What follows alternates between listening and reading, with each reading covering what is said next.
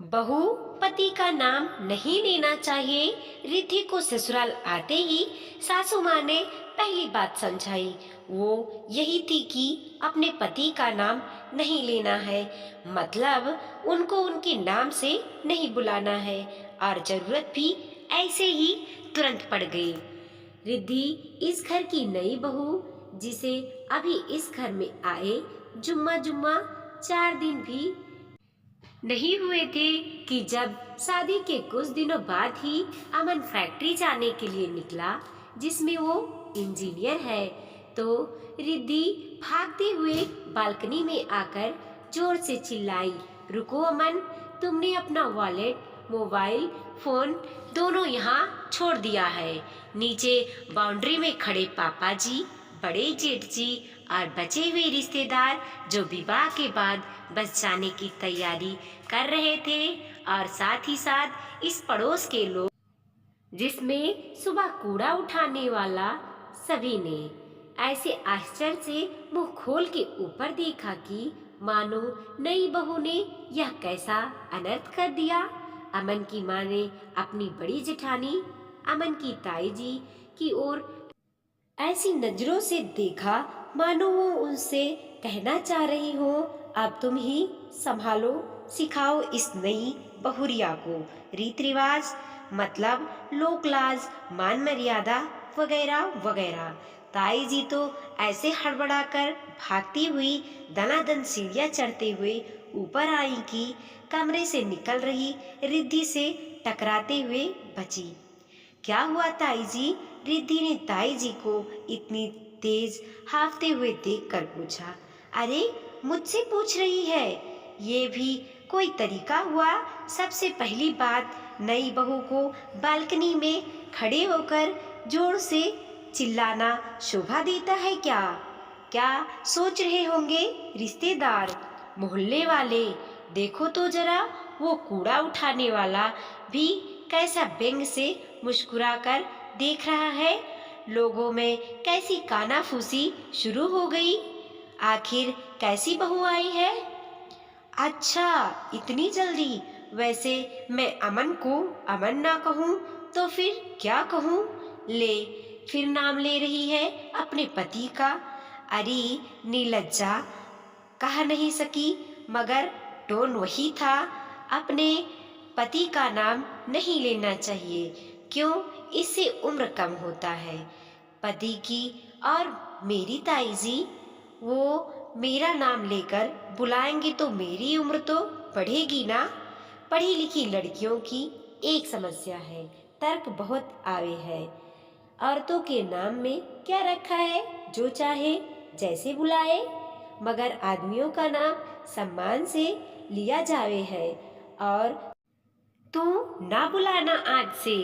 ताई जी बड़ी बड़ी आंखें दिखाकर हेडमास्टरनी की तरह घूरते हुए चली गई। ऐसा है बहुरिया, जब बाल बच्चे हो जावे तब गुड़िया के पापा, बिट्टा के पापा ऐसा कहकर बुला लेना। अभी ऐसे ही इशारों में बुला लिया कर।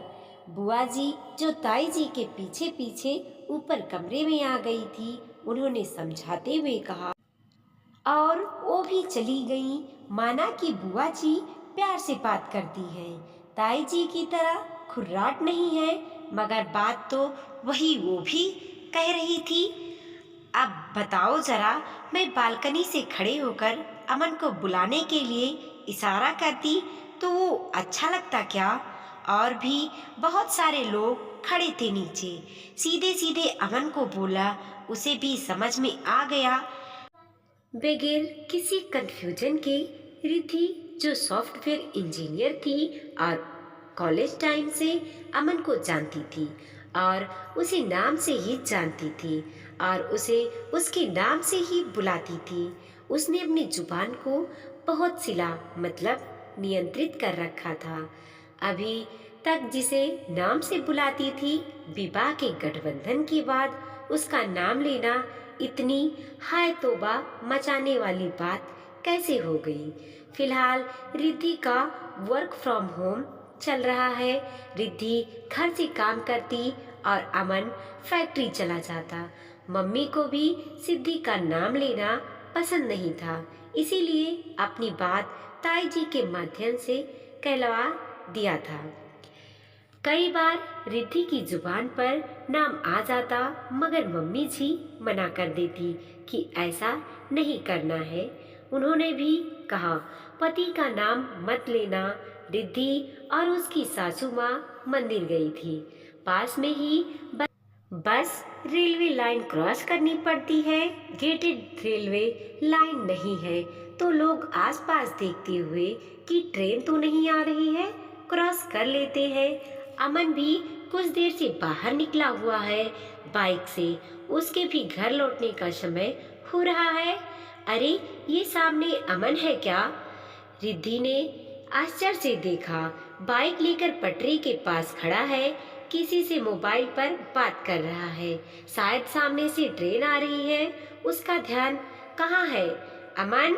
रिद्धि बहुत जोर से चिल्लाई। उसकी आंखों के सामने अंधेरा सा छाने लगा।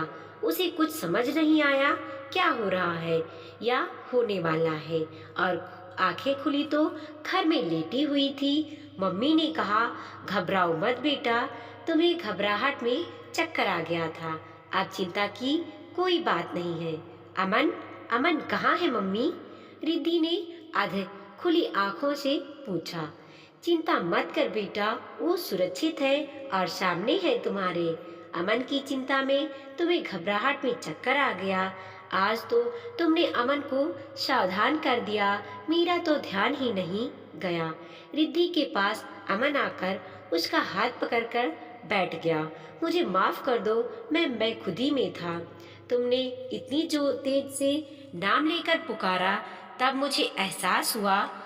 हाँ बेटा, आज तुम ए जी सुनो जी कहती रहती तो अमन तो बिल्कुल ध्यान ही नहीं दे पाता।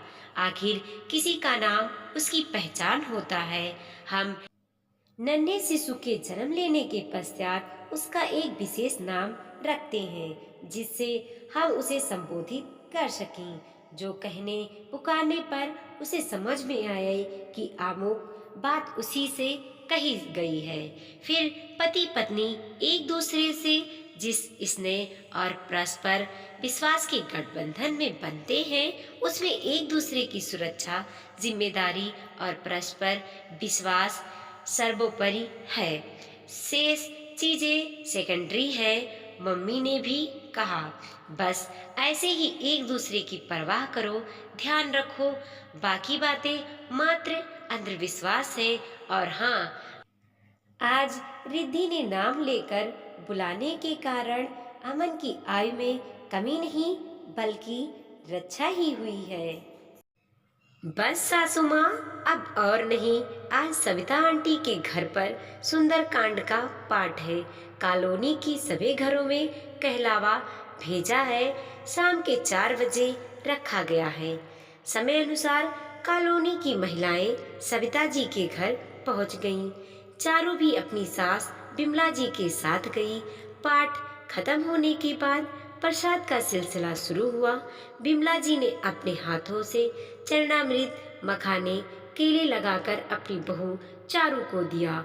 अरे चारू, तुम्हें लंच करे कितना टाइम हो गया है, थोड़ा प्रसाद खा लो, फिर काम में हाथ बटा लेना। जी मम्मी जी। सभी लोग बिमला जी की तारीफों के पुल बांध रहे थे। कितना चाहती है अपनी बहू को। बहू को बेटी की तरह रखा है। जब डिनर का टाइम हुआ, बिमला जी चारू की पसंद का सारा आइटम प्लेट में लगाकर ले आई। अरे मम्मी जी, आप परेशान ना हो, मैं लगा लूंगी। इसमें परेशानी की क्या बात है चारू? तेरे और तेरी ननद में कोई फर्क किया है मैंने? चलो मैं भी खाना खा लूं, फिर घर चलते हैं। सभी जन बिमला जी की वाहवाही कर रहे थे। घर जाकर, अरे चारू, जल्दी जल्दी हाथ चला, तेरे पापा और नितिन, चारू के पति, शॉप से वापस आ रहे होंगे। खाना बनाकर मेरे लिए कोल्ड कॉफी बना दे। ये है बिमला जी का असली रूप। हाथी के दांत दिखाने के कुछ और खाने के कुछ और। समाज में बहू के लिए प्रेम और प्यार की प्रतिमूर्ति बनी है। वही घर में दरिंदगी से भरपूर महिला। दूसरे दिन चारू, शंभू को मैंने पूरे हफ्ते की छुट्टी दे दी है। घर की साफ सफाई कर लेना। घर का काम करोगी तो स्लिम ट्रिम बनी रहोगी। चारू पोछा मार रही थी, तभी जोर का तमाचा गालों पर पड़ा। यहाँ कितनी गंदगी छोड़ दी है, सही से काम करती नहीं बनता। बिमला जी चिल्लाते हुए बोली और चारू के बालों को खींचने लगी। चारू ने किसी तरह खुद को बिमला जी की पकड़ से आजाद किया। भागती हुई अपने रूम में गई, अंदर से लॉक कर लिया। चारू ने अपनी रोती हुई बच्ची को संभाला। उसके मन में अंतर्द्वंद चल रहा था। 4 सालों से मानसिक और शारीरिक शोषण का शिकार हो रही हूँ। मैं गरीब घर से हूँ, कम पढ़ी लिखी।